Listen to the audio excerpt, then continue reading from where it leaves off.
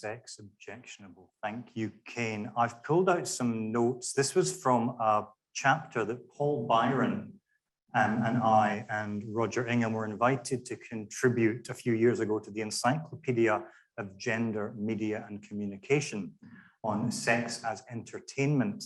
And then we wrote it, and then they refused to publish it because they said we're being unkind to Andrea Dworkin, which I don't think is fair, because we just quoted Andrea Dworkin saying, I'm a feminist and not the fun kind, which is self-representation.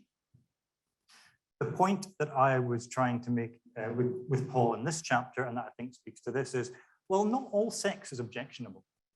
If you are doing it in the dark with somebody you love, and it's unpaid, and you're either married or in a long-term committed relationship, and you're doing it to have a baby, or you're doing it to build and strengthen your relationship, that's fine.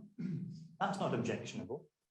The reason that sex is objectionable outside of that, I think, clearly is, well, we can illustrate it by saying, in Australia, we've been having a fight for the last couple of years over religious freedom.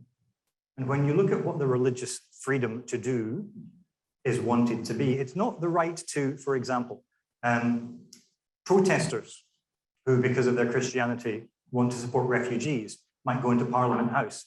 The police are still going to arrest them and drag them away. Religious freedom isn't about having the right to do that. Jesus says very clearly that it is easier for a camel to pass through an eye of a needle than for a rich man to get into heaven. But a Christian who followed that to steal from the rich and give to the poor, you're not allowed to do that. That's not religious freedom.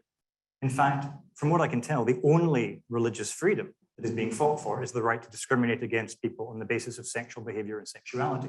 And so what it means to be a religious person, and institutional and illegal, and the sense it's happening in public debate, is about sex.